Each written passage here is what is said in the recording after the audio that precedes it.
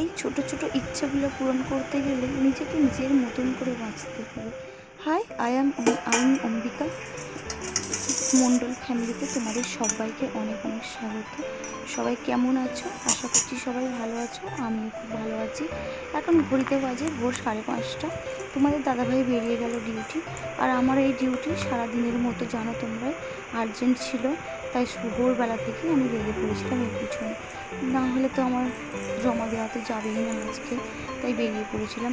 আজ বাবুদের স্কুলে ছিল গার্জেন মিটিং, ওদের ছিল তাড়াতাড়ি ছুটি হয়ে যাবে 9টার মধ্যে, তো অত তাড়াতাড়ি যাওয়া আসা সম্ভব নয়, তাই ওকে আজকে স্কুলেই আমি পাঠাইনি, বাড়ির মধ্যেই ছিল, ওর হোমওয়ার্ক করছিল, ওর ঘরের মধ্যে ওর কাজ সেরে নিচ্ছিল। আমি গিয়েছিলাম রান্না করতে, কারণ রান্নাটা সেরে নিয়ে আমাকে আবার কাজটা আমাকে ফিনিশ করতে হবে। তাই এই রাজা গজার সঙ্গে গল্প করতে করতে আমি আমার রান্নাটাই ফিনিশ করে নিলাম। তারপরে এই যে তাড়াতাড়ি করে রান্নাবান্না ফিনিশ করছি। রান্নার মধ্যে যে সবই সিম্পল রান্নাবান্না ছিল, তা যেহেতু আমার আর্জেন্ট আছে তাই আমি বেশি কিছু আজকে রান্না করতেও পারিনি। দেখো রান্না করছি, আর মাঝে মাঝে একবার করে একটু করে কাজের জয়েন্ট দিয়ে রাখছি, কারণ যতটা পারি ততটা এগিয়ে রাখার চেষ্টা করছি। ডাকো দিদিকে, আর দাদাকে ডাকো, দাদাকে ডাকো, দাদাকে ডাকো এইদিকে, আমার দিকে।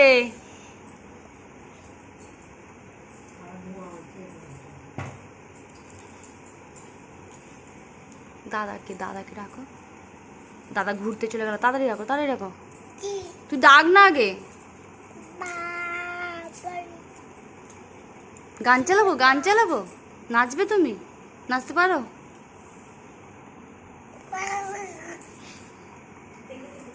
একটু নাচ দেখো।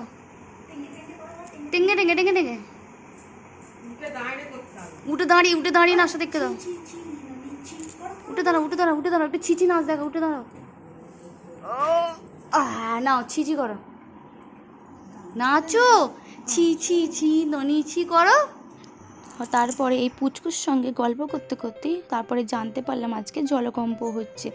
তো যথাযথ শোনা মাত্রই চলে গেলাম পুকুরের মধ্যে, কারণ সেই ছোট্টবেলায় কবে সেই দেখেছি, ভুলে গেছি। তোমরা বুঝতে পারছো কি? আমি বুঝতে পারছি না।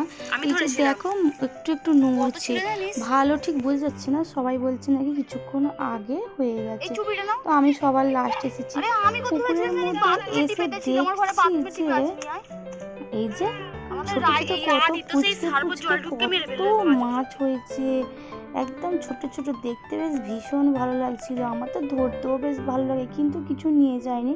তো এক বৌমা দেখলাম যে একটা চুপড়ি নিয়ে গিয়ে বাসন ধুচ্ছিল, তো ওর থেকে নিয়ে কত মাছ ধরছিল। এই যে প্রেসার কুকারে চুপড়িতে যাতে তৈরি তাতে করে ধরেছি, ছটপট করছি, কি সুন্দর দেখতে। বাথরুমের মধ্যে একটা বালতির মধ্যে রেখে দিয়েছিলাম, ডিপের মধ্যে ভরে কিছুক্ষণের জন্য রাখা ছিল। তারপরে সবাই বললো যে বাচ্চা, ছোট বাচ্চা মারা যাবে, তাই আবার সন্ধ্যেবেলায় গিয়ে রায় ছেড়ে দিয়ে এসেছিল। বেশ ভালো লাগছে না ছোট পুচকে মাছ। আমার তো কাজ থাকে, তাই এদের সাথে আমার আড্ডা দেওয়াও হয় না, গল্প করাও হয় না। তো আজকে আমার কাজ তো ফিনিশ হয়ে গেছে, তাই বাইরে বসে একটু গল্প করছিলাম, কারণ তখন বাবুরা পড়তে বসেছে, খাওয়ানোরও কোনো ঝামেলা নেই। এই যে কত ছোট পুচকে মাছ দেখতে পাচ্ছ তো, এইভাবে নিয়ে এসে আমাদের বেশ ভালোও লাগছিল। জানো তো অনেকদিন আগে একবার আমি ধরে রেখেছিলাম, কিন্তু আমার ছেলে দুষ্টুমির জানো, ওদেরকে পুরো সার্ফের জল দিয়ে গুলে তাদেরকে মেরে ফেলেছিল, তাই আমি আর নিয়ে আসিনি। আজকে রায় নিয়ে এসেছিলো, অনেক দিন পর এইটা পেলাম। আমি তো খুব ভীষণ পছন্দ আমার এটা খেতে, তেঁতুলের আচার আমার তো খুব ভালো লাগে। পুচকেটা খাবে না, জবরদস্তি ঠেলে দিচ্ছিলাম। চলো আজকে একেবারে সন্ধেবেলায় আমি হাজির হলাম। সন্ধেবেলা ছিল ঘুগনি করেছিলাম, আর পরোটা বানাবো, রাতে বানাবো পরোটা, আটা বাটা মেখে রেখেছি। তারপরে বাবুকে একটু পড়াতে বসলাম।